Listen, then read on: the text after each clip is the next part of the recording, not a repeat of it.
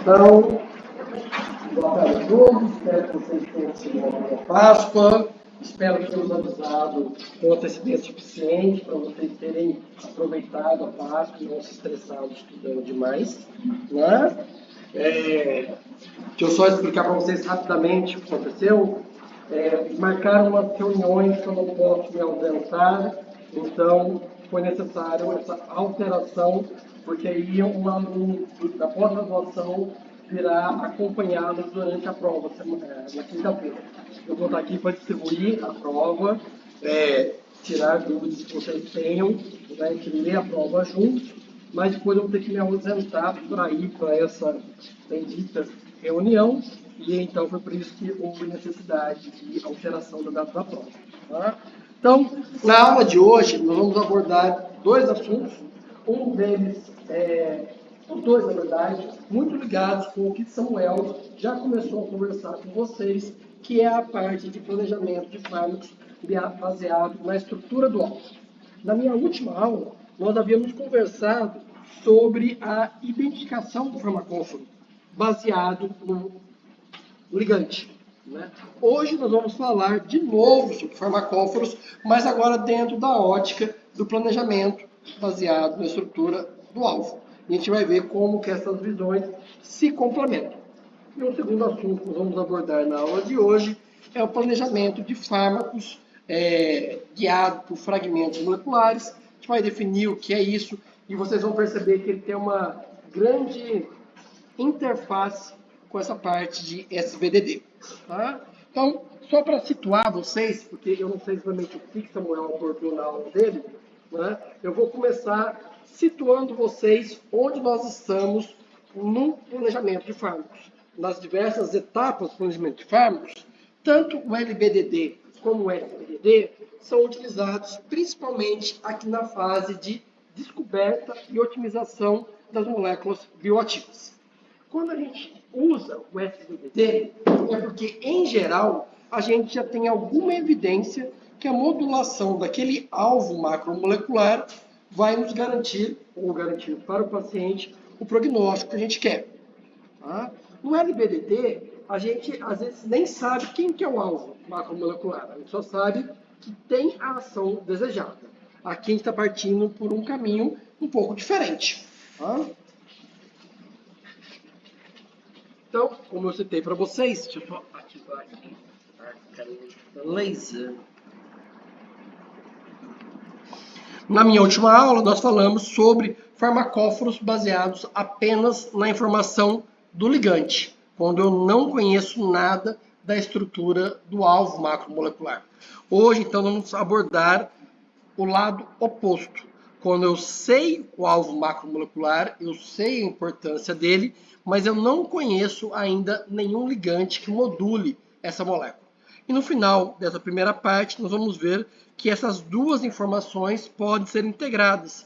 Quando eu conheço o alvo e eu conheço ligantes, eu posso utilizar ambas as informações para determinar como é que é o farmacóforo dessa molécula. Tá? Vou falar um pouquinho sobre alguns conceitos e termos que eu não sei se Samuel abordou com vocês ou não. Se ele abordou, foi logo antes do feriado, então acho que vale a pena a gente reviver, relembrar alguns deles, antes de falar, propriamente dito, dos modelos farmacofóricos a partir das estruturas APO. APO aqui quer dizer que ela não tem nenhum ligante que eu possa usar como guia na hora de fazer o planejamento. Muito bem, então a primeira coisa que eu queria discutir com vocês é que, quando a gente fala então de estrutura de alvos macromoleculares, nós precisamos perceber que a dimensão de uma proteína é muito menor do que uma bactéria, do que um vírus, assim por diante. E que não é possível a gente utilizar uma lupa para fazer uma ampliação e conseguir ver a estrutura de uma proteína. E por isso a gente usa um outro tipo de radiação. Por exemplo, o raio-x, ou então o RNN, para ter informações dessa estrutura da proteína, da macromolécula. Por que a gente precisa disso? Por que a gente precisa de uma radiação que tenha um comprimento de onda muito menor do que da luz visível? Vocês têm ideia?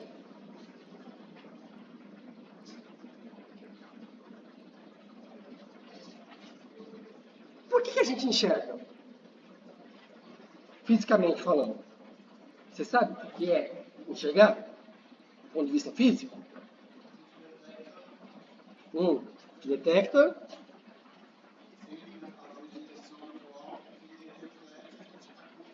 Isso, e foca. Então, uma radiação vai incidir em você, ela está refletindo para vários lados, e no meu olho eu consigo focar ela. Primeira coisa, não existe nenhum sistema de lentes capaz de focar raio-x.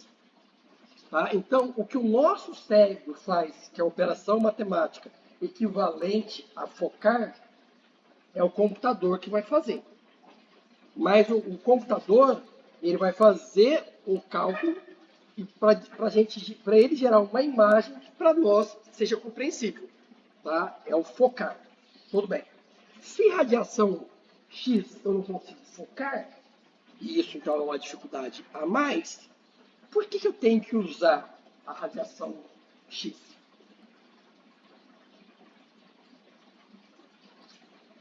Não? Não. Porque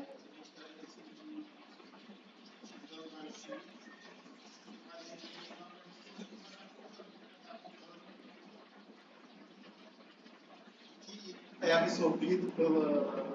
deixa eu reformular minha pergunta. Por que raio-x não é ultravioleta, não é infravermelho? Por que é raio-x? No caso do comprimento de onda. Tá? Por que tem que ser a radiação no mesmo de comprimento de onda do objeto que eu quero medir?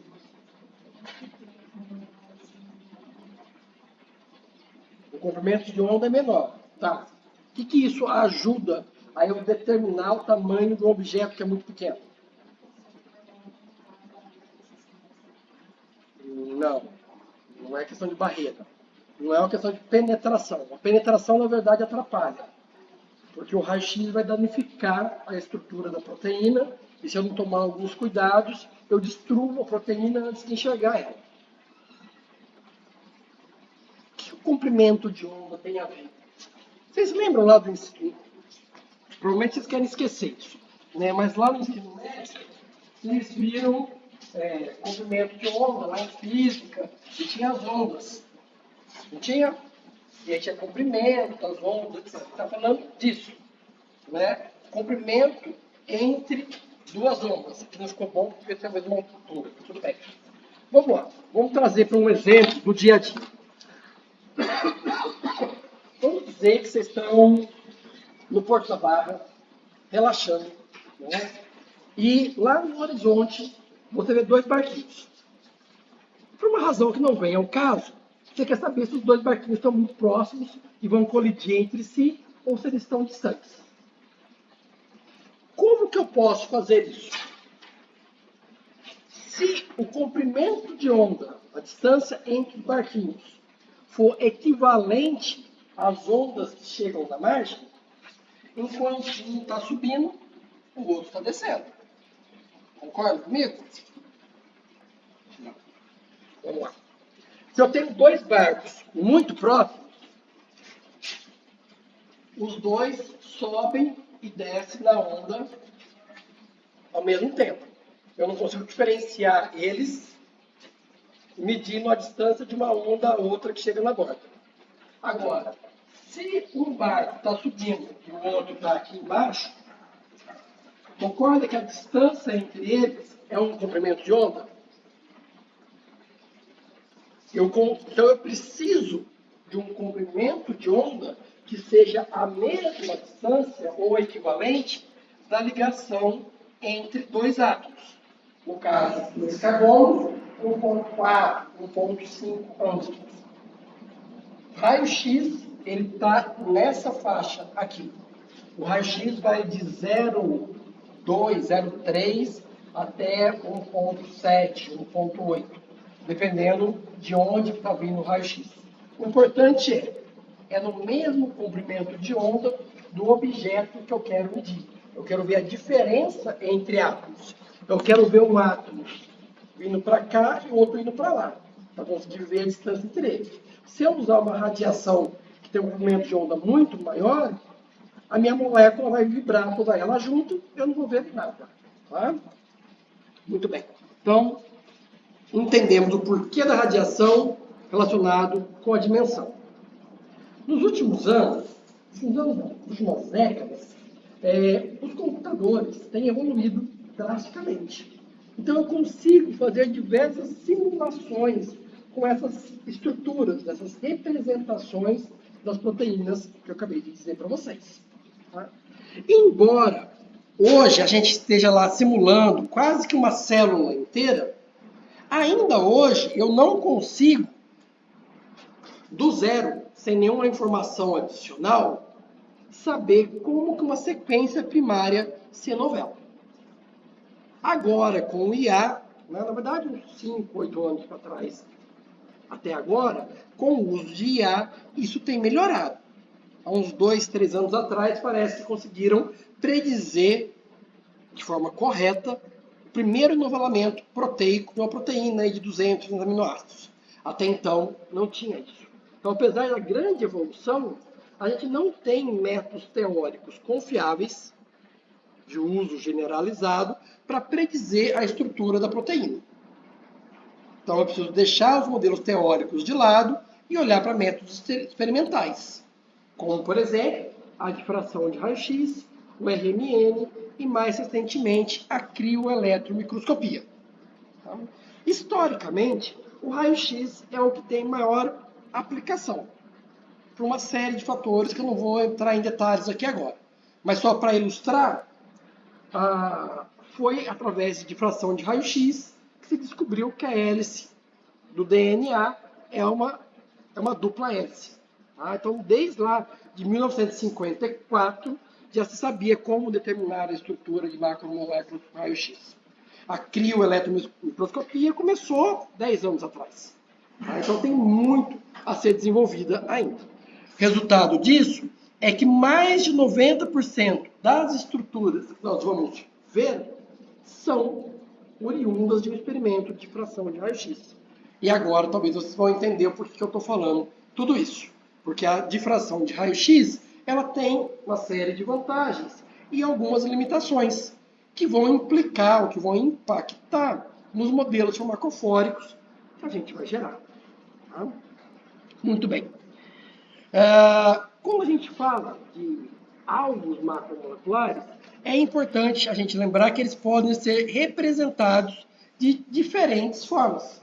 Assim como micromoléculas podem ser representadas tridimensionalmente por algumas formas diferentes, proteína também, dependendo do tipo de informação que eu quero destacar.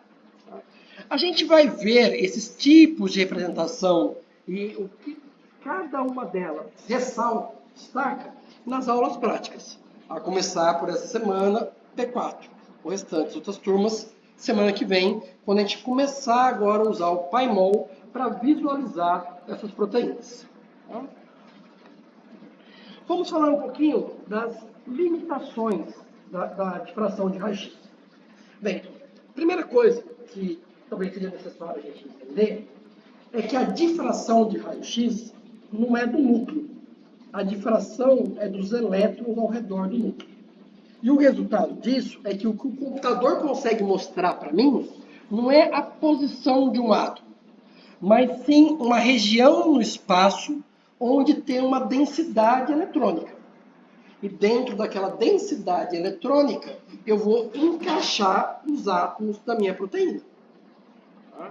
Dependendo da qualidade do meu experimento, eu vou ter uma densidade eletrônica com uma resolução de 3 angstroms ou com uma resolução de 1 angstrom. Eu acho que é fácil perceber que na difração aqui, com resolução elevada de 1 angstrom, eu vejo perfeitamente o anel aromático. Você vê até o buraquinho aqui no meio onde não tem densidade eletrônica. Então, é muito nítido o posicionamento. Quando a resolução vai diminuindo, eu sei que a tirosina está aqui, mas eu não sei o detalhamento atômico.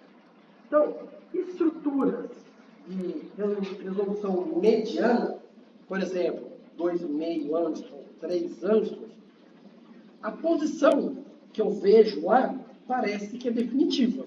Quando eu abro o painel, eu vejo um aminoácido na posição, é aqui que ele está? Não exatamente. E aí a gente constrói um modelo farmacofórico acreditando que o átomo está ali, quando na verdade é mais ou menos ali que ele está. Então, isso vai impactar, de uma certa forma, nos modelos farmacofóricos gerados. Aminoácidos de superfície, principalmente, ou expostos ao solvente, eles são flexíveis. E o raio-x, a difração de raio-x, nada mais é do que eu tirar uma foto, um instantâneo da proteína. O que acontece quando vocês não têm um iPhone Pro Max e tiram foto de fogos? Fica um borrão, né? Não vê nada. Se a proteína está se movimentando, e eu estou querendo tirar uma foto dela, eu também não vejo nada. Então, a densidade eletrônica, por exemplo, desse aminoácido aqui que é flexível, eu não consigo ver ela.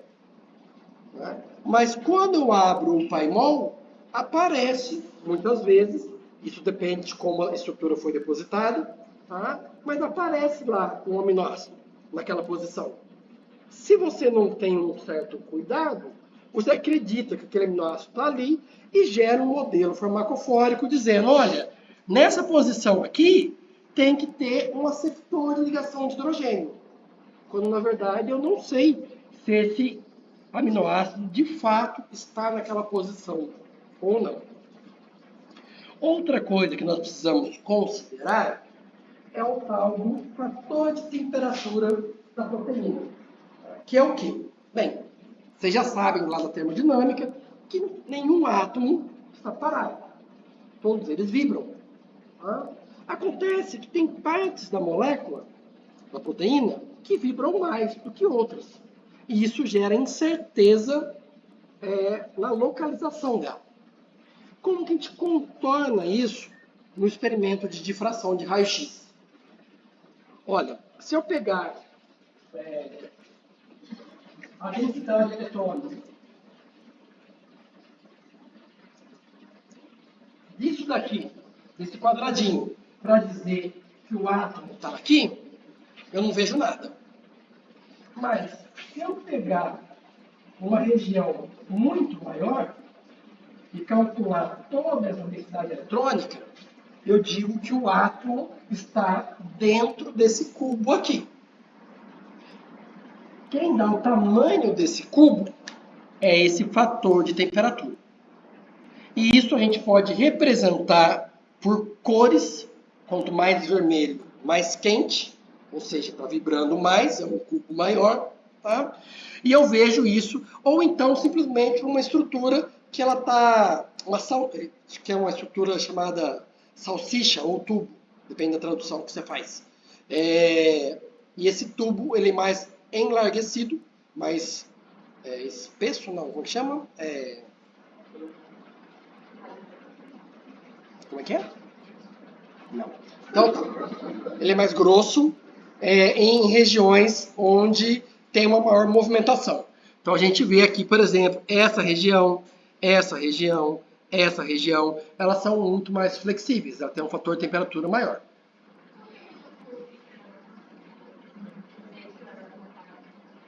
Não, eu só preciso dizer que é um cubo maior para contar um elétron. Para achar um elétron, eu não posso olhar aqui dentro. Porque como está movendo muito, é a mesma coisa que você, vamos voltar para a foto. Se eu pego a foto e olho para um pixel dela e falo que foi ali que estourou o fogos, provavelmente está errado. Agora, se eu pego e recorto uma área muito maior da foto e falo assim, olha, o fogos estourou aqui. Essa foi a origem do borrão. É a mesma ideia. Tá? Então, Quando eu não tenho certeza, eu preciso de um cubo maior para dizer, ó, a origem do fogos é esse ponto aqui. Tá? E isso gera incerteza onde que está o átomo. Tudo isso para dizer para vocês que, por exemplo, quando a gente pensa no modelo farmacofórico, o que, que é? É uma esfera que tem um centro e um raio. Esse centro vai ser posicionado em relação ao sítio ativo, para fazer interações complementares com o sítio ativo. Agora, se o sítio ativo é de uma estrutura de baixa resolução, que tem aminoácidos que eu não vejo a densidade, e com fator de temperatura alto, como é que vai ser esse meu modelo farmacofórico? Muito ruim. Porque são erros e incertezas em cima de incertezas que estão sendo somados. Tá? Isso a gente vai tomar muito cuidado, porque, em geral, quem não olha para o arquivo de entrada que você vai usar na modelagem, simplesmente senta lá, aperta o botão e gera um modelo farmacofórico, que tem diversos programas que fazem isso, ele não está prestando atenção em nada do que nós estamos falando aqui. O programa vai gerar para ele um modelo farmacofórico. A qualidade do modelo farmacofórico, ele vai descobrir lá na frente que é muito ruim. Mas não é isso que vocês querem. Né? Porque isso depois, você vai basear toda uma réia naquele modelo farmacofórico, ou você vai usar o seu modelo farmacofórico para achar moléculas bioativas. E se o modelo está errado, você nunca vai achar moléculas bioativas. Tá? Então, isso são todos cuidados que a gente precisa ter para agora sim pensar em gerar um modelo farmacofórico. Diga.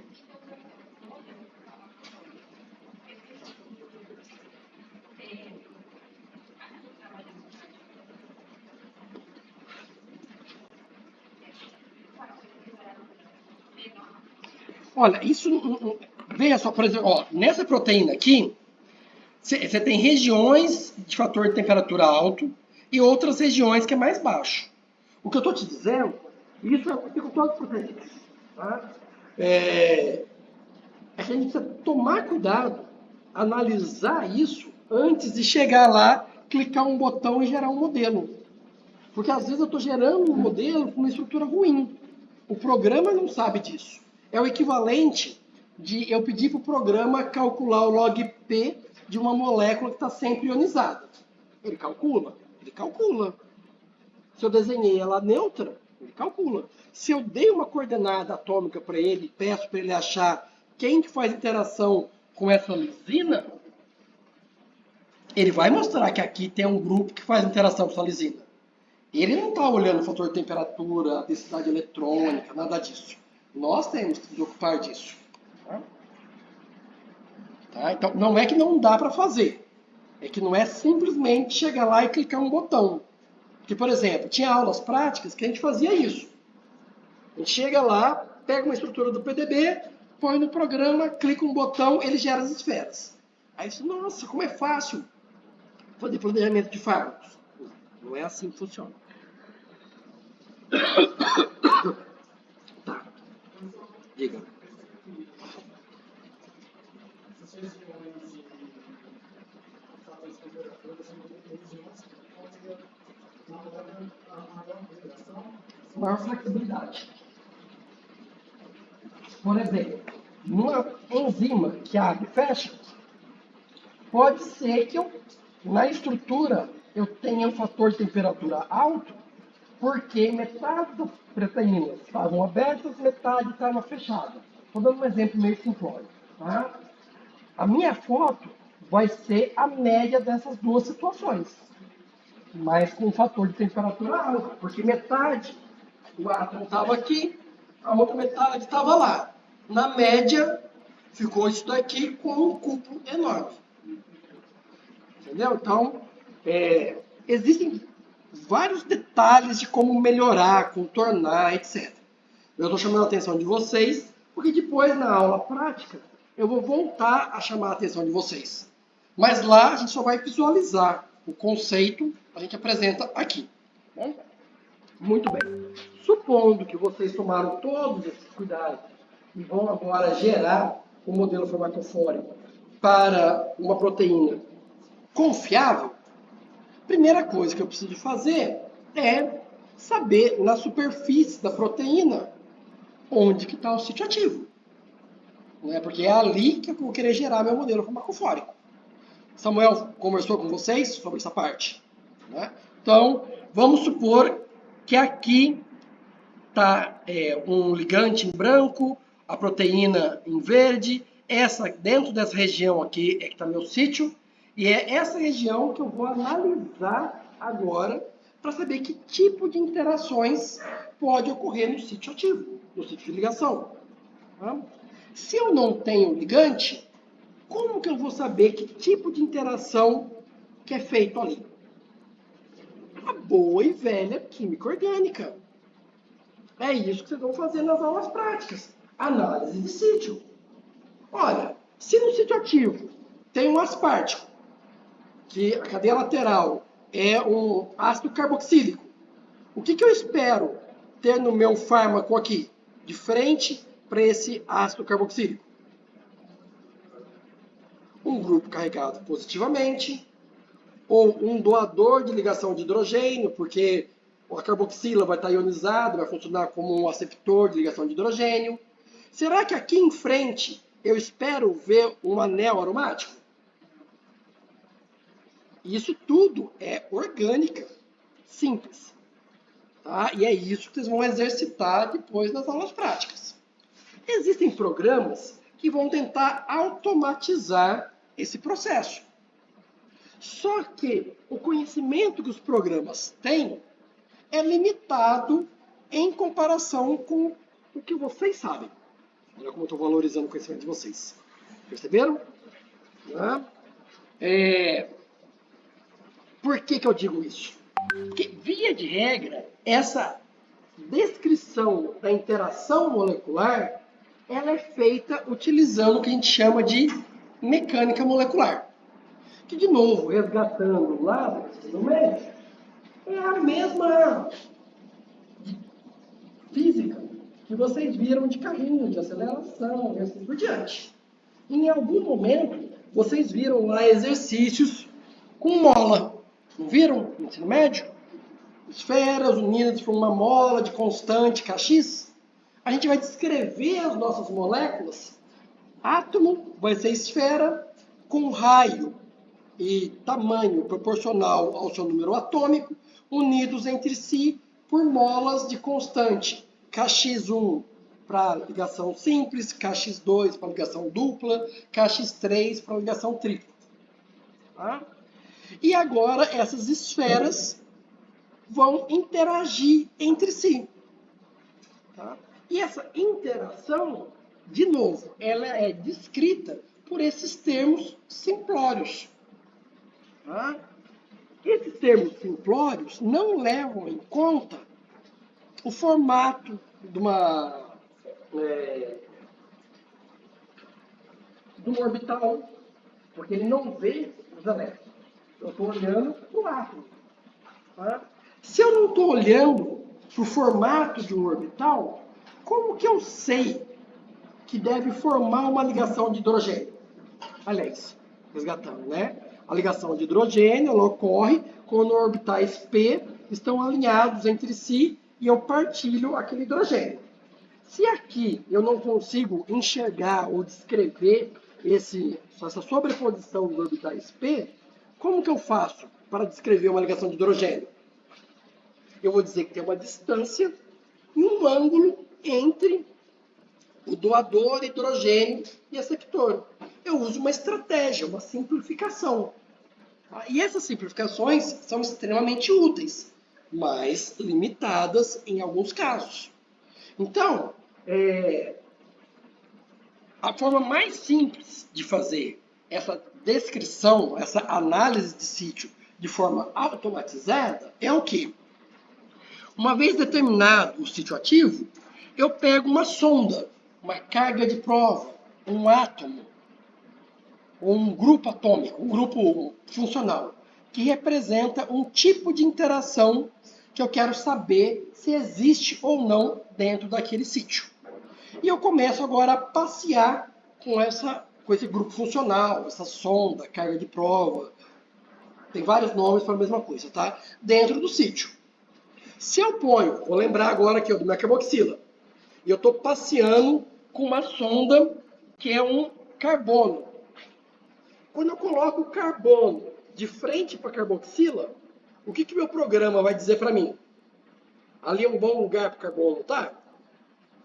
Não, ele vai dizer que ali é péssimo. Numa região que tem valina, leucina, fenilalanina, só aminoácidos de cadeia hidrofóbica ou aromática, e eu coloco lá minha carga de prova lá perto, vai aparecer que lá é ótimo. A interação lá ele deve ficar, aqui perto da carboxila, não. Tá? E eu vou fazer isso com diversas cargas de prova diferentes, para mapear as interações dentro do sítio. Então, eu vou representar aqui para vocês o que o programa faz. Tá? Definiu que aqui é o sítio, eu vou começar agora a passear com a carga por dentro desse sítio. E eu vou encontrar regiões onde a interação é favorável. Tá? Lembra do ΔH? Um ΔH de interação? Quando eu falo ΔH de interação, é algo que faz sentido para vocês? Não? Sim ou não? Sim? Não. Tá. Então, se a gente pensar na interação da mesma forma que eu penso numa reação química, a interação só vai ser espontânea se o ΔG de interação for negativo. Não é? E isso depende do ΔH, do TΔS, enfim. Vamos focar no ΔG.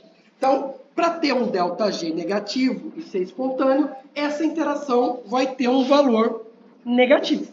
No caso aqui, essa região representada em pink tem uma energia de interação de menos 8 quilocalorias. O que eu estou representando aqui tridimensionalmente é a mesma coisa que vocês viram lá no ensino médio, em geografia, aqueles mapas de nível. Tá? Eu estou recortando aqui uma região que é menos 8 quilocalorias. Se eu mostrasse para vocês uma região de menos 10 quilocalorias, ela seria menor ou maior?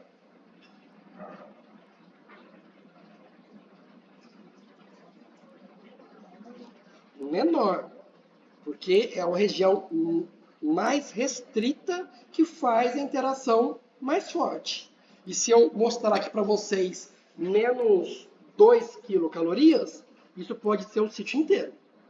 Tá? Porque eu estou aqui, ó, na base desse mapa topográfico. Tá? Eu vou fazer isso com diversas sondas diferentes. A primeira, o Q igual a menos 0,3, poderia, por exemplo, ser... eu estou mapeando uma cetona, um grupo eletronegativo. Agora eu estou mapeando onde faz ligação de hidrogênio, utilizando aquelas limitações que eu disse para vocês. Depois eu vou mapear onde que um CH3 interage, e com isso agora eu vou ter um mapa de interações dentro do sítio. Várias coisas devem chamar a atenção de vocês. Primeiro, essa região é menos 8 quilocalorias, e eu disse que menos 2 ia ser o sítio inteiro. Olha aqui, ó, o menos 3. São algumas regiões específicas. Por que isso ocorre? Primeiro, porque as interações não têm a mesma força. Né? Então, para eu ter uma interação hidrofóbica de menos 3 quilocalorias, é uma região muito mais específica, muito mais delimitada do que um outro tipo de interação que é forte, e ela ocorre forte numa região muito maior. Tá? Através desse mapa de interação aqui, é que eu vou ter a informação não tratada ainda para construir meu modelo farmacofórico.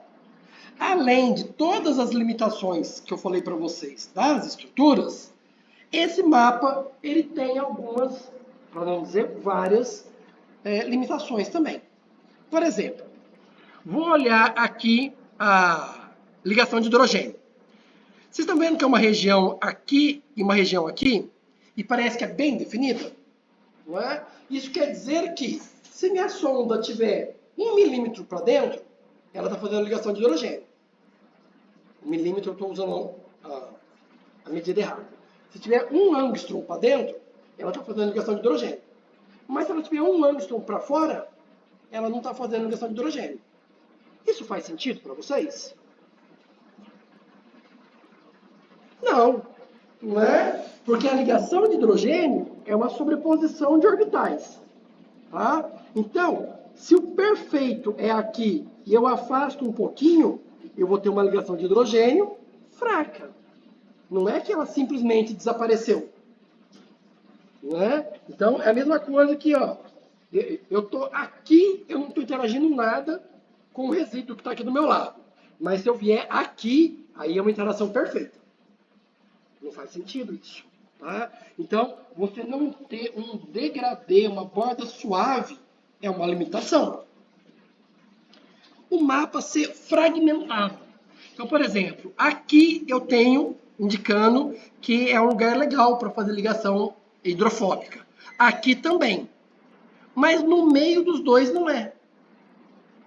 Como assim? Então, se eu estou aqui, eu estou interagindo bem com o resíduo hidrofóbico que está aqui. Se eu venho para cá, eu interajo bem. Mas se eu fico no meio das duas posições, eu não estou interagindo? Não faz sentido. Tá? Isso daqui está levando em consideração as interações como se a proteína estivesse no vácuo. Só que a proteína não está no vácuo. Né? Por conta disso, interações eletrostáticas, elas são supervalorizadas do que elas realmente são. As ligações de hidrogênio são supervalorizadas em relação ao que ela realmente vai contribuir para a afinidade. E assim por diante. Isso daqui também, mas isso não tem a ver com o modelo farmacofórico, tá? É só do mapeamento. Não leve em consideração o efeito entrópico. Né? Porque quando eu for construir meu modelo farmacofórico, eu vou unir os pontos e, às vezes, entre os pontos eu vou ter uma cadeia flexível, que vai dar origem a uma molécula inativa, não porque o modelo farmacofórico está errado, mas sim porque a molécula é flexível. E a consequência disso tudo, então, é que eu tenho muitos falsos positivos, tanto na construção do modelo farmacofórico, quanto das regiões que realmente fazem interações importantes para manter um ligante ali.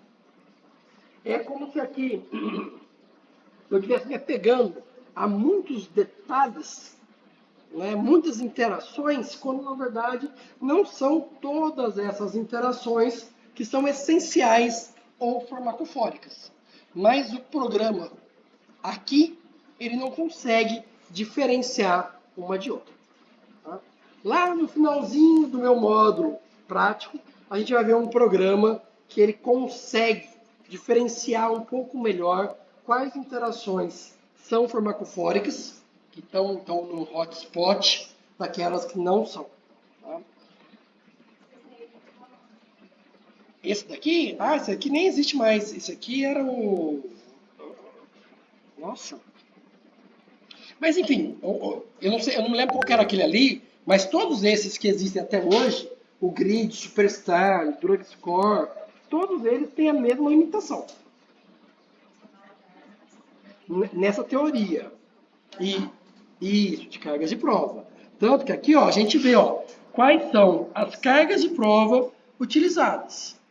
Tá? Então, todos eles, de uma forma ou de outra, sofrem da mesma limitação. A limitação vem do fato de que são cargas de prova atômicas. O programa, que depois deu resultados melhores, ele usa fragmentos moleculares, ao invés de sondas atômicas. E isso melhorou bastante, reduziu bastante o número de falsos positivos. Do lado aqui, eu tenho um resultado obtido com o programa GRID para lugares onde é favorável interações hidrofóbicas, aqui no centro, onde é favorável doador de ligação de hidrogênio, e aqui favorável aceptor de ligação de hidrogênio. Se eu pego a mesma proteína e faço um mapeamento com outro programa, eu tenho resultados levemente diferentes. Qualitativamente, é próximo, mas não é exato. Tá? Isso quer dizer que um modelo farmacofórico gerado com o GRID vai ser diferente do modelo farmacofórico gerado com o drug score. E vai ser diferente também do modelo farmacofórico que vocês gerem manualmente fazendo a sua análise de sítio. Tá? Se é tudo tão diferente assim, a gente tem várias dúvidas. Tá? Primeiro, se eu tenho regiões e eu preciso de esferas, como que eu saio de regiões que tem um contorno e chego numa esfera? Ou no centro da esfera?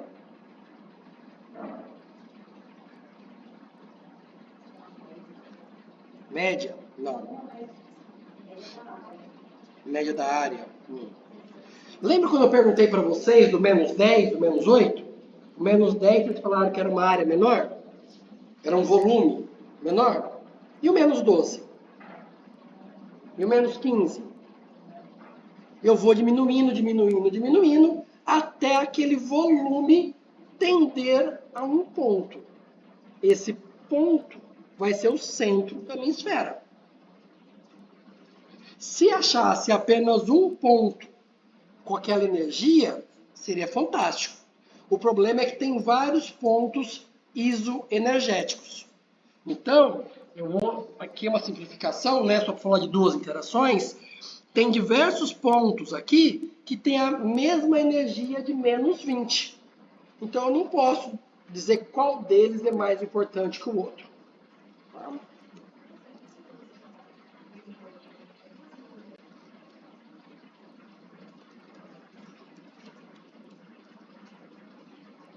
Vamos dizer que o menos 8 estava aqui.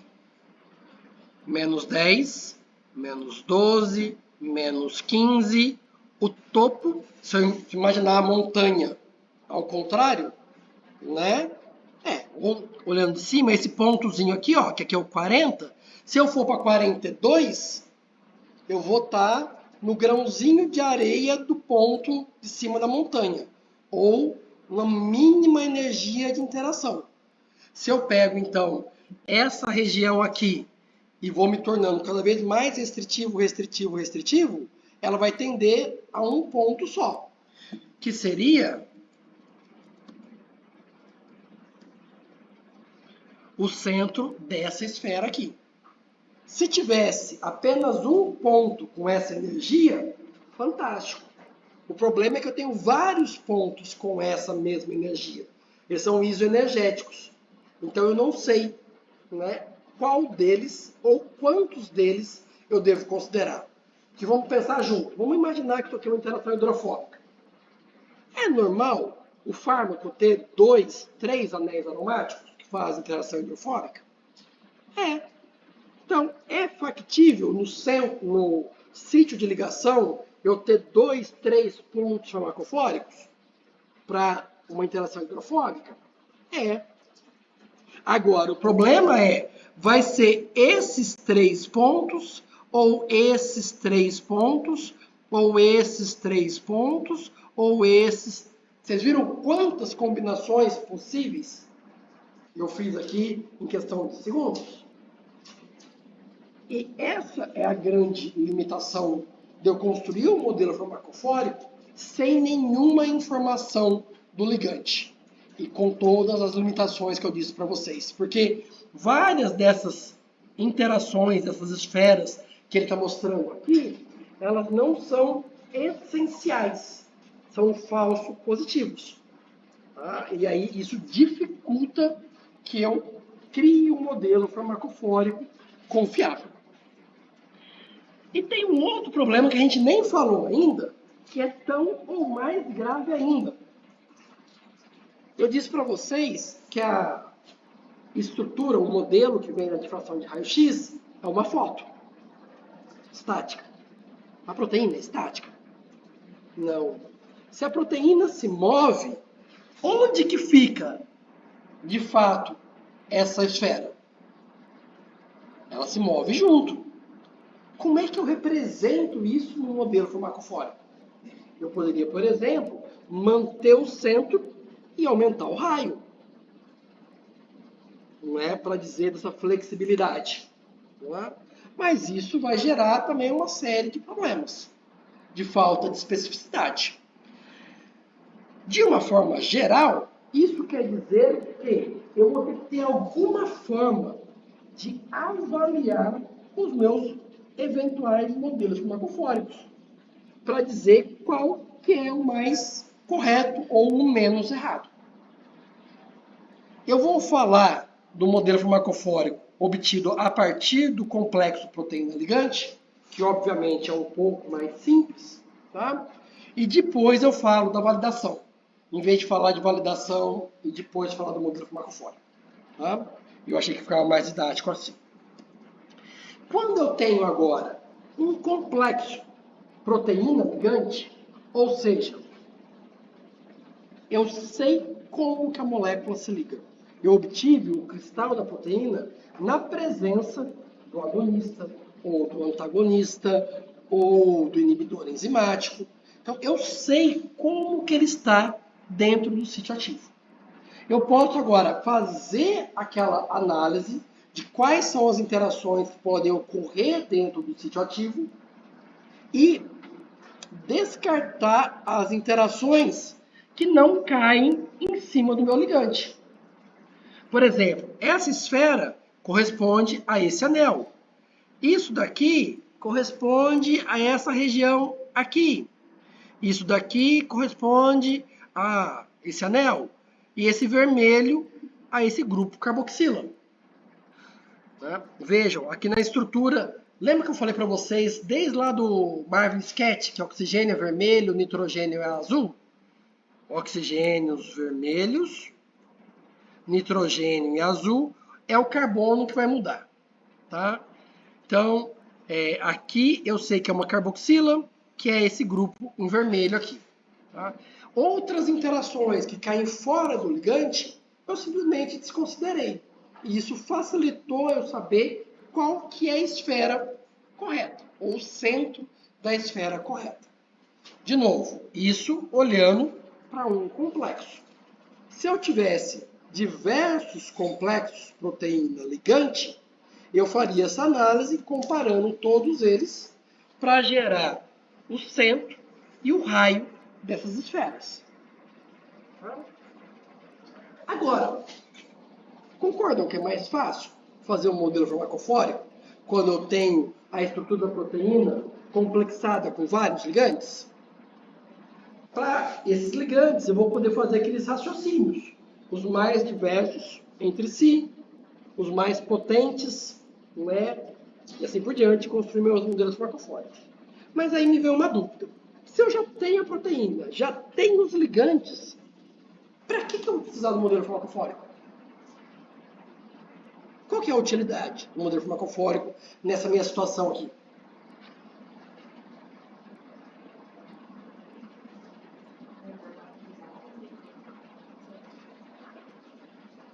Continua sendo a mesma utilidade. O modelo farmacofórico vai me dizer quais são as interações que são essenciais para a atividade farmacofórica. Vamos dizer que essa molécula aqui, ó, esse inibidor, o IDD594, ele é protegido por patente. Tá?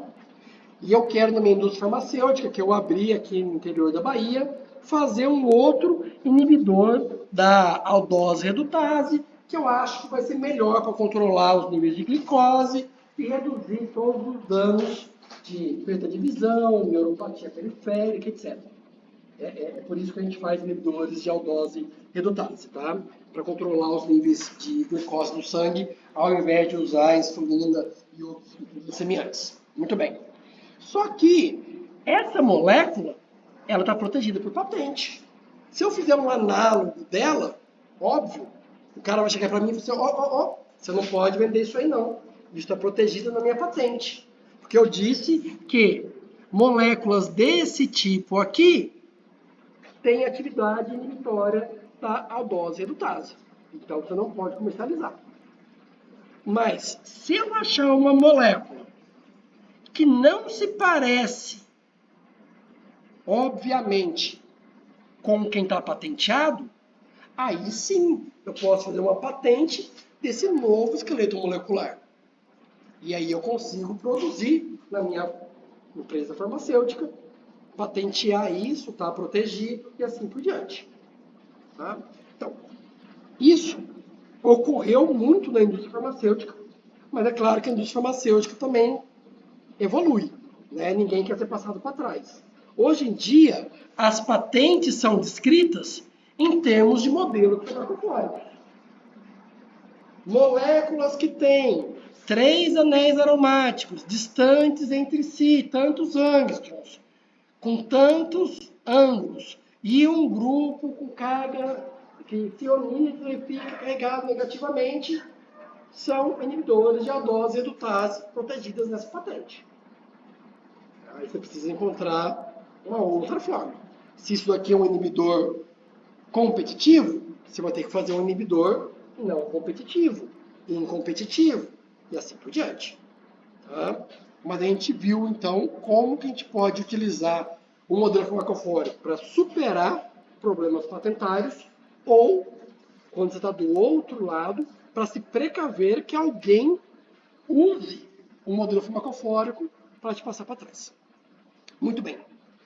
Mas a gente viu, quando a gente estava falando de modelos farmacofóricos construídos com base na estrutura do alvo macromolecular, que é muito difícil saber se está correto e que vários modelos farmacofóricos podem ser gerados. Então eu preciso de uma forma para validar, para avaliar meus modelos farmacofóricos e dizer qual que é melhor, qual que é pior. Para fazer isso, eu preciso ter moléculas ativas e inativas. Tá? E eu vou pedir para o meu modelo me dizer quem que é ativa e quem que é inativa. Vou dar para ele um conjunto de moléculas sem dizer nada. Baseado em como que as moléculas se encaixam no modelo farmacofórico, eu vou dizer, olha, essa encaixa bem, ela deve ser ativa. Essa não encaixa, ela deve ser inativa. Tá? Então, o que o modelo vai fazer para mim é colocar quem é verdadeiramente um inibidor, ele vai predizer que é um inibidor.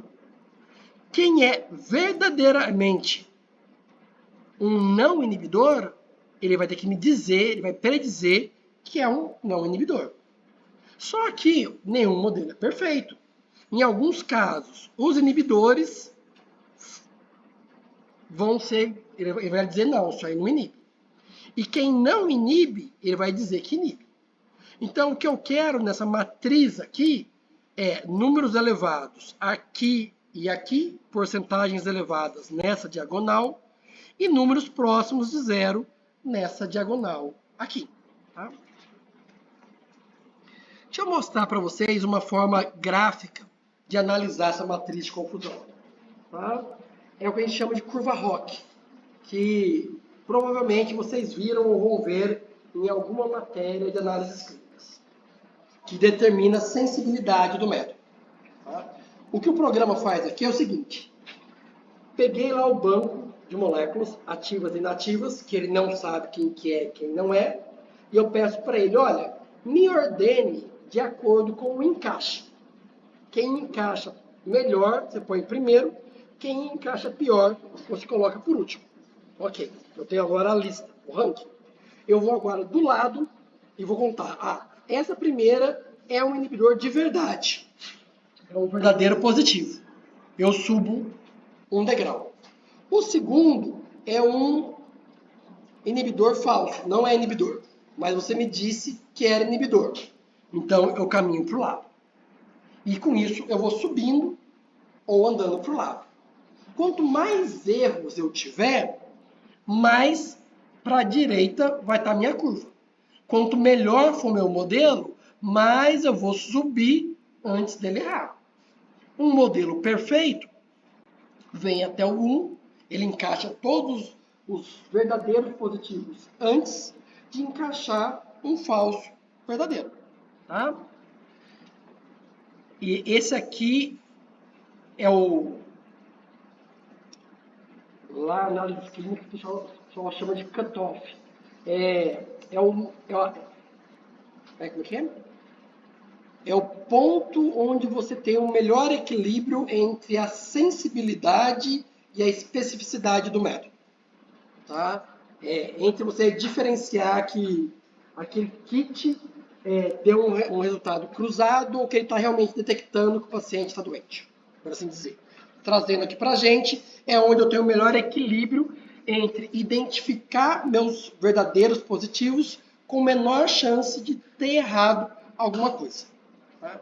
Muito bem, então vou voltar para cá para dizer que esse modelo, assim, e aqui então, vejam, eu comparei 15 modelos farmacofóricos diferentes e com base na área sobre a curva, eu disse que o melhor, esse ou esse, são dois? Ah não, tem o 94, 94, 93, 93. Eu tenho 3 modelos plausíveis. Deve ter, tem um 92 aqui, que são esses 4 modelos aqui. Tá? Então, de 15, eu caí para 4. Tá? Eu vou ter que fazer, então, ajustes no modelo para melhorar essa matriz de confusão. Né? Se por acaso eu tivesse só modelos com área sobre a curva aqui de 0,60, 0,70, eu teria um modelo farmacofórico muito ruim, tá? Que estaria próximo da diagonal. A diagonal é a mesma coisa que eu jogar uma moeda para cima para decidir se a molécula é ativa ou inativa. Então, o que eu quero é números perto de 1. Ops. Oi. Diga. Na hora que estamos sendo montada essa matriz pelo software, a gente pesquisador dispensou os critérios que ele vai ordenar, né? Por exemplo, você falou o encaixe. Você vai selecionar qual é o critério e o software vai ordenar todos os... Os modelos farmacofóricos já fazem meio isso. Já existem os critérios pré-estabelecidos? Não, o critério é encaixe. Tá, certo. A minha pergunta é, quando o software faz essa ordenação, o que é considerado? Como é que ele sabe o que vai ser um verdadeiro positivo? Tem que ter um trabalho? Não, ele não sabe. Ele só ordena. Sim. Depois, na hora que você vai construir essa curva aqui, que você diz para o programa que vai fazer o gráfico quem que é ativo, quem que é inativo. O programa não sabe. O programa fez isso daqui, ó. Ele pegou uma molécula qualquer, distorceu ela para encaixar nesse modelo farmacofórico. Aqui ele conseguiu, esse centro hidrofóbico foi bonitinho, esse também, esse daqui era um aceptor de ligação de hidrogênio, aceptor, tudo bem. Agora, essa molécula aqui, ó, você vê que ela não encaixa bem. Tá? Mesmo ele distorcendo a molécula para tentar encaixar ela no modelo farmacofórico, ele não conseguiu.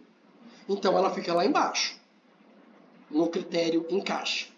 Tá? Os programas, na verdade, eles levam várias coisas em consideração. Se essa conformação aqui é de energia... Não, se essa conformação aqui que encaixou é de energia muito alta, ele tem uma penalidade para isso.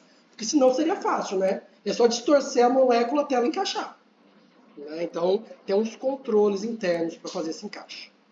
Tá?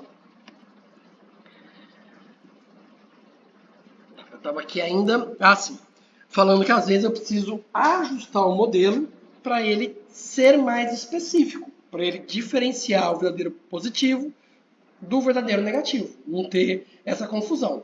Geralmente, esse aumento de especificidade se dá como? Reduzindo o raio das esferas, aumentando o número de esferas ou usando algum outro tipo de informação.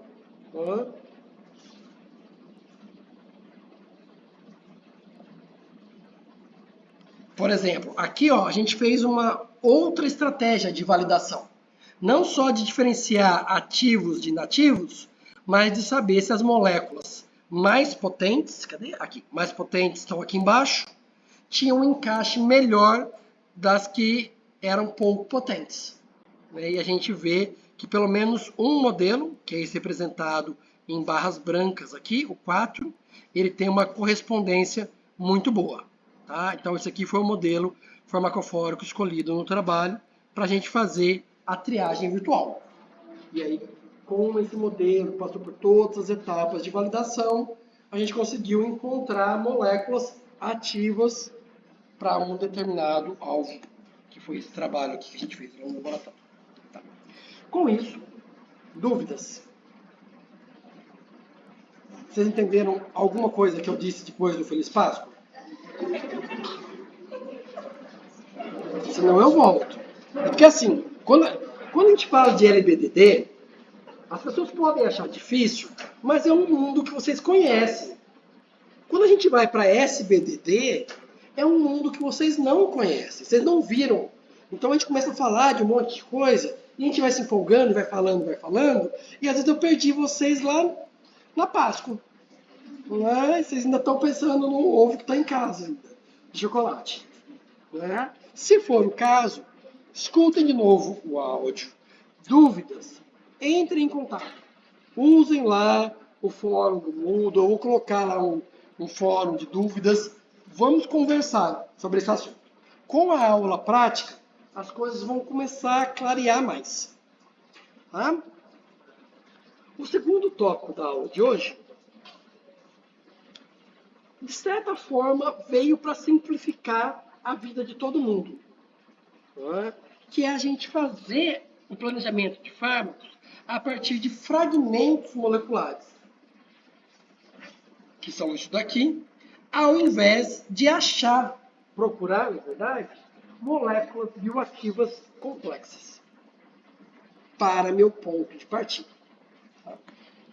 Primeira coisa que eu preciso fazer é diferenciar ou definir o que é um fragmento molecular. E existem definições diferentes de acordo com o autor que você prefere. A primeira definição de fragmentos dizia que era moléculas com massa molecular abaixo de 300, log P abaixo de 3. Tá? Só que tem uma regra, sabe a regra de Lipinski, que fala de moléculas drug-like? Tem uma regra de Tig, sei lá quem, et al., que fala de compostos similares a compostos líderes. E ele utiliza esses números 3. Massa molecular abaixo de 300, log P abaixo de 3, etc. Tá? Então, gera uma certa sobreposição entre um e outro. Quando eu olho para a estrutura, eu vejo que ela é mais simples e que ela é um fragmento, tá? E não uma molécula mais complexa. Então eu poderia diferenciar assim. Mas eu prefiro usar a definição que diz que fragmentos são moléculas com massa molecular abaixo de 250, log P abaixo de 2. Aqui eu não vou ter erro, que eu estou falando de um fragmento. Tá? E agora, eu disse para vocês que isso simplifica. Não é? Mas fragmentos, eles têm afinidade baixa pelo alvo macromolecular. O máximo que eu vou conseguir é milimolar. Enquanto que um composto mais complexo, que venha da síntese ou natural, ele pode de cara ter afinidade micromolar. Ou seja, uma afinidade 1000 vezes melhor. Por que seria melhor eu começar de uma molécula de afinidade baixa ao invés de uma molécula que tem afinidade 1000 vezes melhor? Sugestões?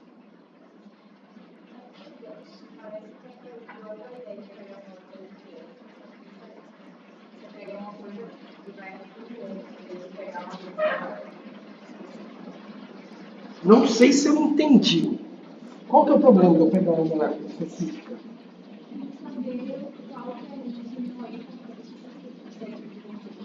Mas não era só eu fazer a simplificação molecular, achar o farmacófago e eu resolvi esse problema que você mencionou?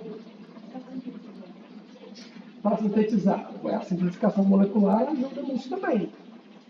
A molécula é complexa e eu acho que o farmacófago são esses 3 grupos, eu vou sintetizar na molécula mais simples que tem aqueles 3 grupos.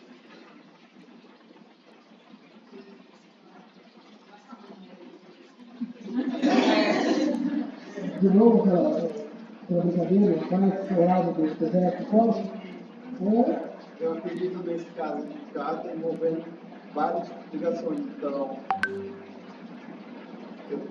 eu preciso achar uma molécula que satisfaça várias regiões. Enquanto no menor, eu posso estar construindo um pensamento de que cada região tem tal interessante. E depois eu posso reunir essas informações para construir uma molécula maior que vai interagir com você. Interessante, porque essa parte final. Eu achei, mais ou menos, ele interpretou a forma, a imagem. Né? A questão é a seguinte, eu preciso de várias interações para ter afinidade. Mas a molécula original, meu composto bioativo, antes de ser otimizado, ele tem afinidade, mas nenhuma dessas interações é ideal. Tá? Como eu gosto muito de exemplos amorosos, é aquele namorado ou namorada que não é assim perfeito. Mas também você vai ficar sozinho? Não está perfeito. Não rola aquela química. Né? Mas ele é gentil, ela é bonita, é inteligente, ela me leva para, sei lá, conhecer a família na Páscoa. Né? Não tem nada perfeito, o encaixe não é perfeito, mas a afinidade geral é legal. Se você abrir mão disso em busca de algo diferente, você pode começar de algo muito ruim, mas que evolua lá na frente para um relacionamento muito mais harmonioso. Tá? Então, isso que eu estou falando para vocês é a terceira dica.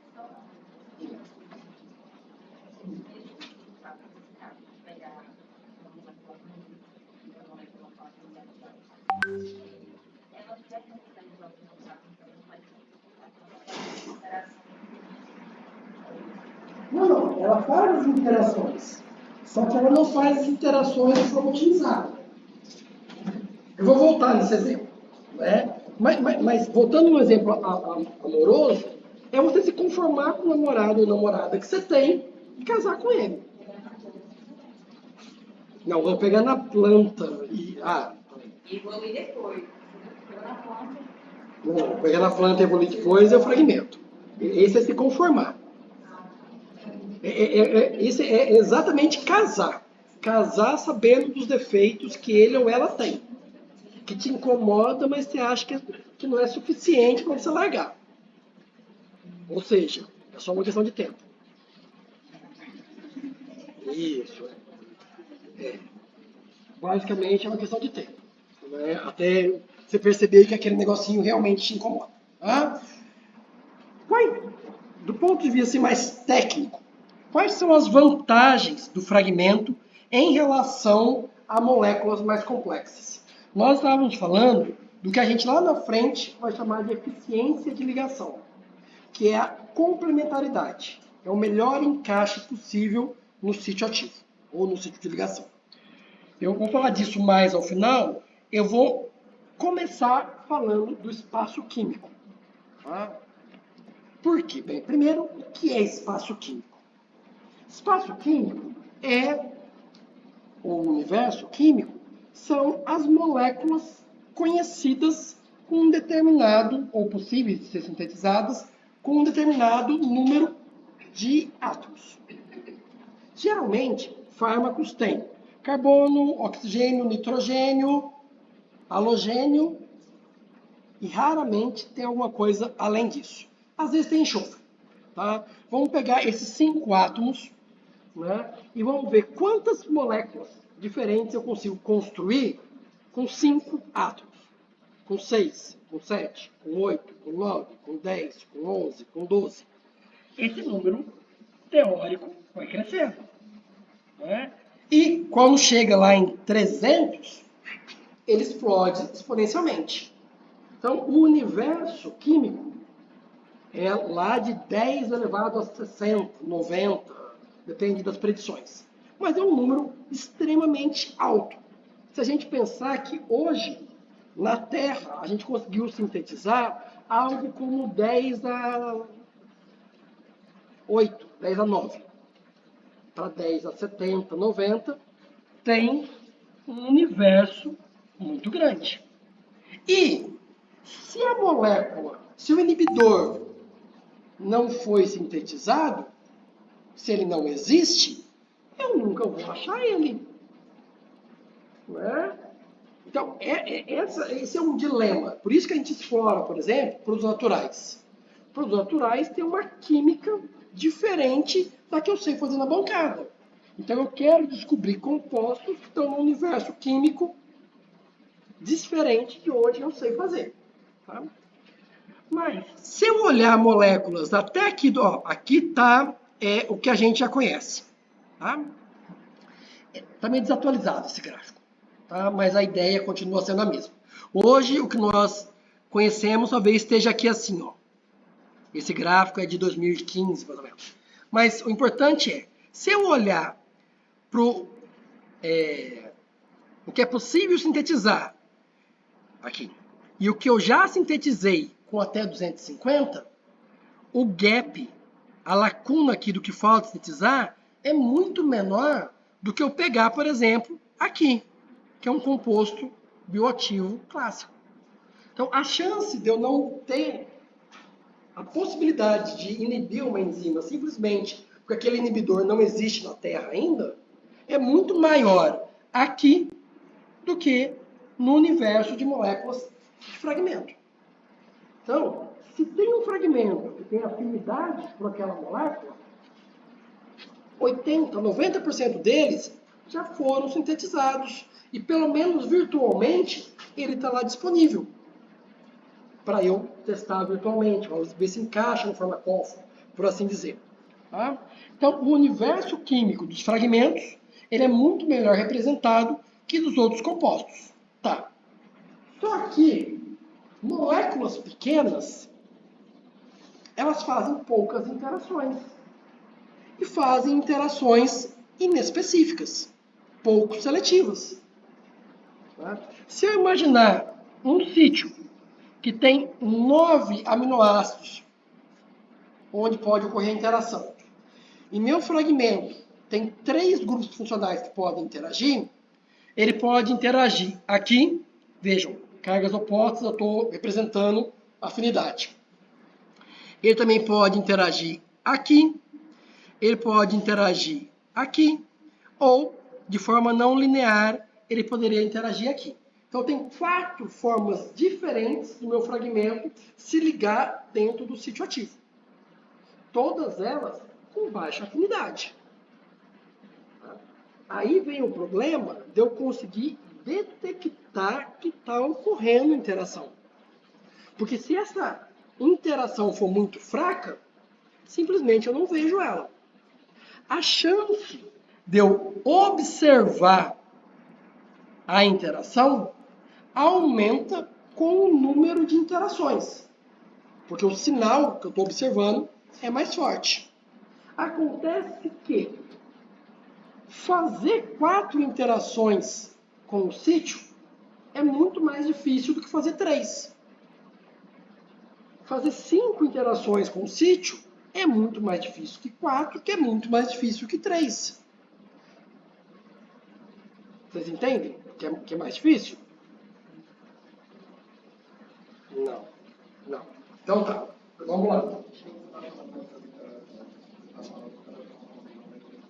Ao mesmo tempo.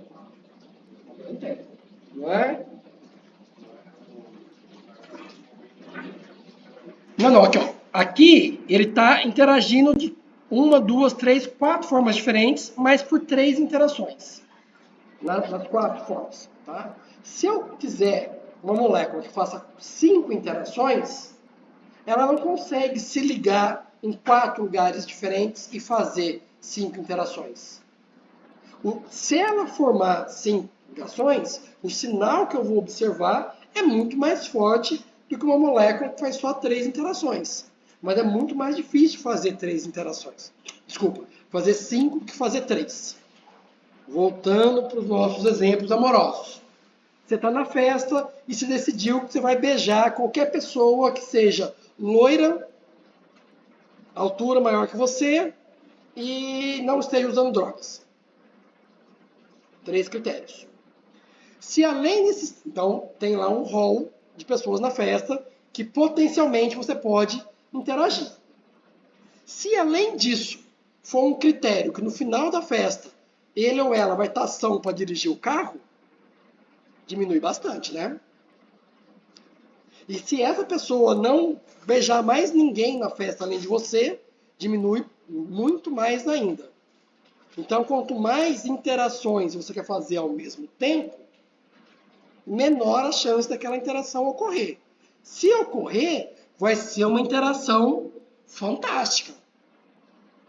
Não digo que é para casar, né? Porque foi na festa, mas é algo especial. Tá? Então, eu acho que daqui... eu falei tudo. Vamos lá. Chegamos, então, agora na questão da eficiência do ligante. Né? Que é aquela questão de você partir de algo que não tem grande afinidade, mas encontrar algo que tem uma afinidade elevada. Tá? A primeira coisa que a gente precisa fazer para discutir esse conceito é entender esse gráfico aqui. Esse gráfico, ele é lá de 1990 e alguma coisa. Tá? Essa análise, quem fez ela, foi o cara que desenvolveu o primeiro programa de sucesso de DOC, que chama DOC. Tá? Ele fez uma análise que ele analisou uma série de inibidores, aqui os valores de IC50 em escala logarítmica, na verdade menos log, então por isso que é PIC50, e aqui o número de heavy átomos, átomos da molécula, descontando os hidrogênios. Tá? Qual que era a percepção de todo mundo até essa análise? Conforme eu aumento, eu cresço a minha molécula, ela vai completar, se encaixar melhor dentro do sítio ativo, fazer mais interações e, portanto, eu vou ter maior afinidade. Era isso que a indústria farmacêutica fazia. Pegava uma molécula, achava o farmacóforo, ok, agora eu vou começar a crescer essa molécula para ela ter a maior afinidade possível. E o que o Kuhn descobriu é que existe um platô. Mesmo eu crescendo muito a molécula, eu não conseguia passar desse platô de potência ou de afinidade. Tá? E a grande sacada dele, nesse artigo aqui, ele calculou qual que seria a contribuição de cada átomo para a afinidade. Foi por isso que esse artigo é citado milhares de vezes. Tá? Mas isso deu origem a esse cálculo da afinidade por átomo do que a gente chama de eficiência de ligação, ou de eficiência do ligante. O que eu quero é uma molécula que o maior número possível de átomos dela estejam contribuindo para a afinidade. Se eu tiver uma molécula grande, mas que tem um monte de coisa que está atrapalhando, eu estou sendo ineficiente no meu desenvolvimento de fármacos. Tá? Qual que é a ideia? A ideia é que, então, a partir disso, 10 anos depois, chegamos no desenvolvimento de fármacos a partir de fragmentos. Por quê? Porque fragmentos têm uma alta eficiência de ligação. Se eu tenho no meu sítio ativo uma lisina e um fragmento que tem uma carboxila, ele vai se orientar para interagir com essa lisina de forma ótima, se encaixando perfeitamente. Mesma coisa, no sítio ativo tem um aspartico, no meu fragmento tem uma amina. Ele vai se orientar para interagir da melhor forma possível. Se agora eu pego a porção ácido carboxílico e a porção amina e reúno as duas numa molécula só, ela vai fazer duas interações, mas nenhuma delas otimizada. E aí eu perco em eficiência de ligação. Sempre que eu aumentar a complexidade da minha molécula, eu vou reduzir a eficiência de ligação. Isso aí é inevitável. A questão é saber qual modificação que eu fiz na minha molécula que causou um declínio abrupto na eficiência de ligação. E isso eu não quero. Aí eu volto para trás. Tá?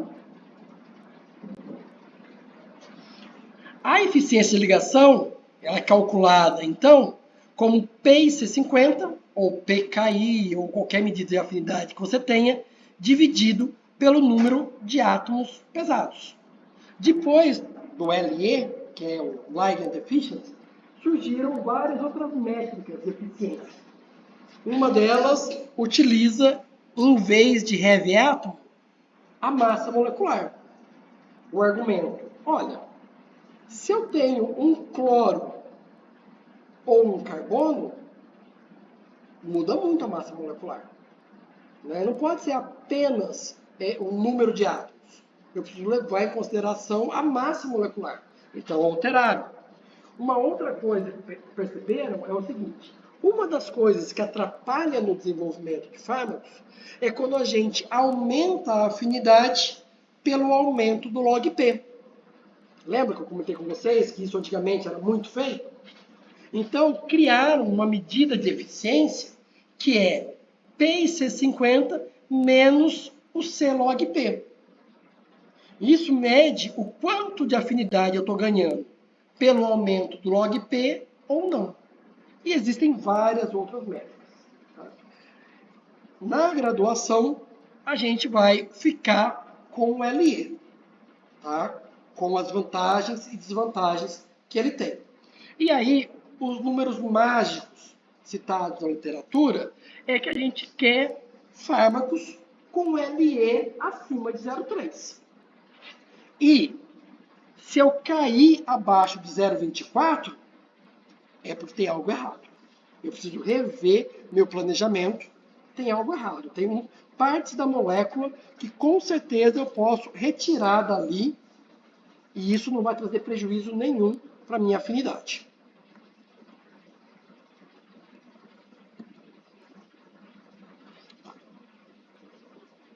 Entendemos conceitualmente que fragmentos são melhores. Tá? Mas como que experimentalmente eu identifico um fragmento que interage? Porque os testes que nós vimos até agora, por exemplo, ensaios cinéticos, ensaio de bind com agonista-antagonista, nas condições michaelianas, eu não consigo identificar um inibidor que tenha afinidade milimolar. Ele precisa ser pelo menos micromolar para baixo. Então eu tenho que fazer outras abordagens teóricas, práticas, para conseguir. E é aqui que a gente vê por que o SBDD é tão ligado com o planejamento baseado em fragmentos. Uma das primeiras técnicas utilizadas para identificar fragmentos que se ligam numa proteína foi a difração de raio-x. Foi cristalizar a proteína na presença de um coquetel de vários fragmentos e depois, na hora que eu resolvia a estrutura, eu via qual desses fragmentos estava lá no sítio ativo. Isso me mostra, então, como que esses fragmentos se ligam. Tá? Existe também a técnica de difração de raio-x, mas eu não vou falar sobre ela hoje. Existem também alguns métodos indiretos para determinar que um ligante interage, tá? Que são os baseados tipicamente em deslocamento térmico. Tá? Não acho que vale a pena a gente comentar sobre eles. Vamos nos manter aqui nos métodos diretos, que é a difração de raio-x, porque ela é o mais fácil de entender como que eu vou otimizar um fragmento. Eu sei que o fragmento liga aqui na proteína. E eu sei que ele tem baixa afinidade. Como que eu vou melhorar a afinidade dele? Eu vou ter que ou unir dois fragmentos, ou ligar dois fragmentos, ou crescer o fragmento para ele explorar o sítio ativo. Essas abordagens de crescer, ligar ou unir, mergear dois fragmentos, intuitivamente é fácil. A questão é como que eu vou fazer isso, utilizando a estrutura do alvo como guia. E isso vai ser feito de novo com base na análise do sítio, seja visual, seja pelo programa de computador. Ele vai me dizer, olha, isso daqui eu posso colocar um substituinte nessa posição e isso vai explorar uma região do sítio ativo. E isso então vai melhorar a afinidade, porque vai ter mais interações. Sempre que eu crescer a minha molécula, eu vou ter uma redução no LE. Aqui, ó. Esse aqui é meu fragmento A, que está representado... Não, ele não está representado. A partir de B, está aqui. B, depois esse daqui está aqui, esse último está aqui. Tá? Eu saí de uma molécula que era mais de 200 micromolar e cheguei numa molécula que é 31 nanomolar. Vejam que tem uma redução no LE. Isso é normal de acontecer. Mas a molécula final, que é um fármaco, tem um LE acima de 0,3. E é isso que a indústria farmacêutica busca hoje. Isso quer dizer que eu tenho moléculas com alta afinidade, onde todas as partes da molécula têm uma razão de estar lá. Seja para afinidade, seja para farmacocinética. Por que eu não quero deixar partes da molécula que não contribuem lá? Porque são pontos de metabolismo, que pode gerar uma molécula, um metabólito tóxico, que pode atrapalhar os estudos de farmacocinética e assim por diante. Tá? Toda essa lógica que eu falei para vocês, do fragmento crescer, ou de eu unir dois fragmentos, ou eu sobrepor, uni-los sem um grupo espaçador, porque ligar dois fragmentos implica ter um grupo espaçador. Sobrepor dois fragmentos quer dizer criar uma molécula nova que tem um ponto de junção entre eles. Tá? Isso tudo só é fácil de fazer guiado pelo raio-x se a molécula final tiver os grupos iniciais na mesma orientação que estava no fragmento. Se eu cresço a molécula, ela muda o jeito que ela interage no sítio ativo, você concorda que mudou todo o planejamento? Mudou a reia. E não é sempre que o fragmento mantém a mesma orientação quando eu faço esse mergeamento, ou a ligação, ou o crescimento. Tá?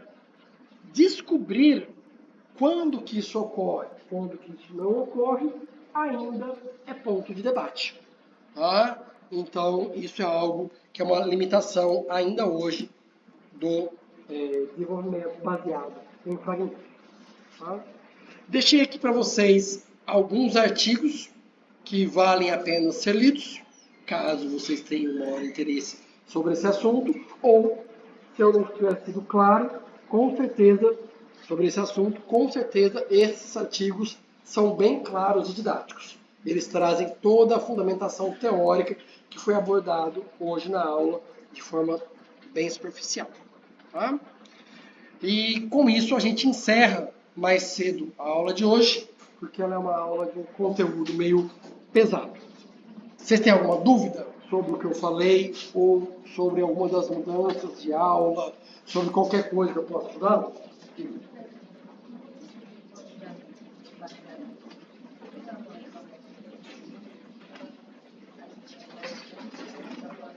Olha, fragmentos, como eles estão em moléculas pequenas, geralmente eles são rígidos.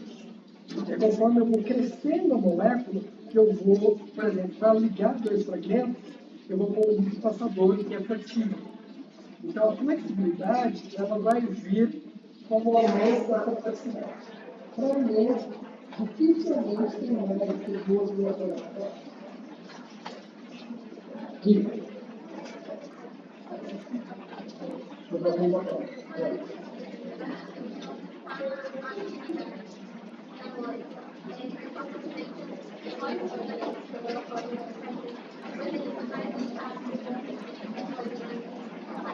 Não tem a responsabilidade.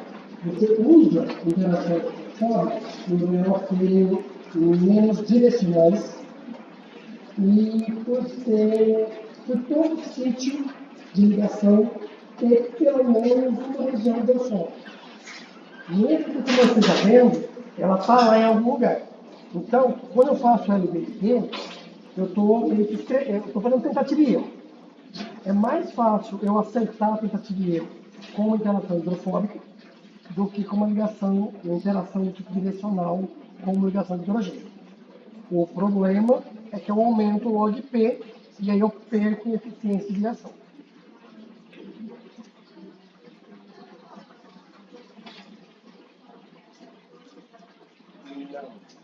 O NH é muito mais doador de ligação de hidrogênio.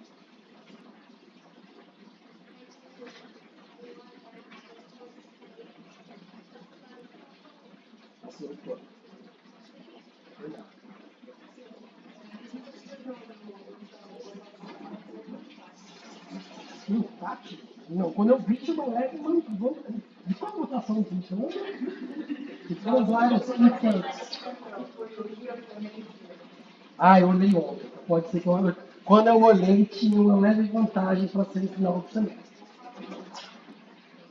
Então, vamos lá. Porque agora empatou 15 a 15. Tá.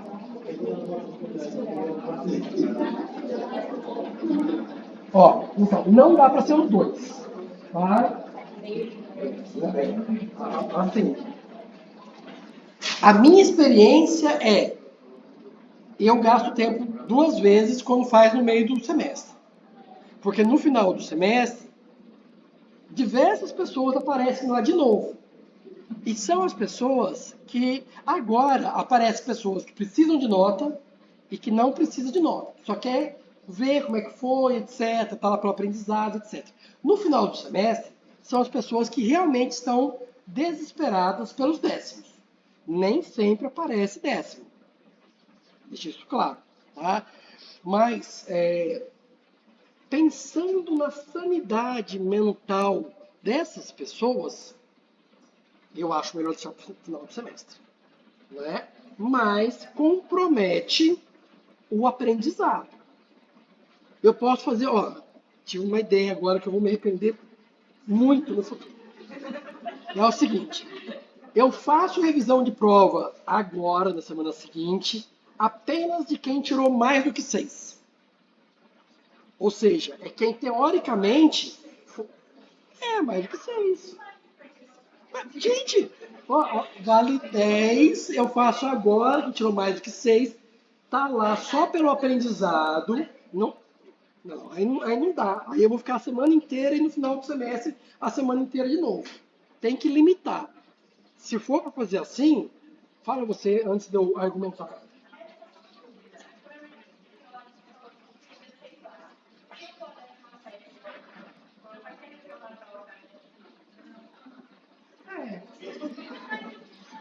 Não, se você lá tem processo do departamento, eu sou obrigado a revisar para você.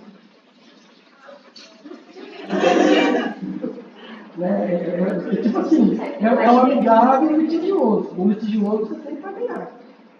Qualquer tipo. Se vocês entrarem com o processo não estou falando também isso, né? Outra coisa que eu posso me arrepender no futuro, mas a qualquer momento não. Até 48 horas depois de divulgar a nota, de acordo com o REGPG, se vocês entrarem com o processo no departamento, é obrigatório o professor fazer a revisão final. É claro que ele pode estar uma por causa do trâmite. Ele é obrigado a fazer. Tá? Então, o que aconteceu no semestre passado? Eu marquei lá 16 horários. O que eu imaginei que ia acontecer? Iam ser as 16 pessoas que foram que tiraram notas mais baixas. Mas acontece que não foi isso que aconteceu de fato. No meio desses 16, tinham pessoas que foram super bem. Que a gente tinha tirado 7. E queria saber por que foi 7 e não 8,5.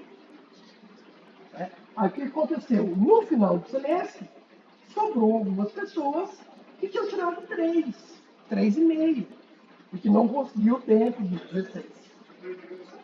E aí, no final do semestre, a pessoa está lá, eu vou falar não, acabou? Não. Então, eu acabei tentando me organizar, mas não funcionou. Então, a proposta é essa. Eu abro, não vão ser 16 vagas, né, vai ser menos, mas é para quem tirou mais do que 6. Então, no final do semestre, aí quer aparecer lá dentro. Mas também é o seguinte, no final do semestre, não é assim, você está na fila que vai ser atendido. Vai ser atendido até o horário. De segunda a quinta. Aqui. Sexta-feira não tem não. Quinta-feira, 5 horas, ó, eu passo a chave e vou embora. Se você está lá esperando desde as 11 da manhã e não chegou a sua vez, ou se você chegou lá às 4h59, não seria atendido do mesmo jeito. Tá? Só para deixar claro, existe a chance de não ser atendido em ambos os cenários. Tá? Vocês acham que vale a pena esse estilo? Eu atendo semana que vem. Não, eu marco, na hora de terminar minhas teóricas, eu atendo quem tirou mais do que 6 e o restante fica no final do semestre, ou deixa todo mundo no final do semestre.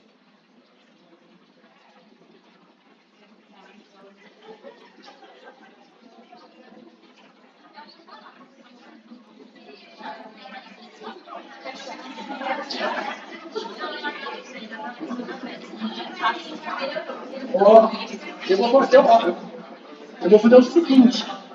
Ó, N que tirou mais do que 6, eu vou dividir por 2 e criar o número de vagas. N que tirou mais do que 6, eu vou dividir por 2 e criar o horário de atendimento. 5 vagas. Gente,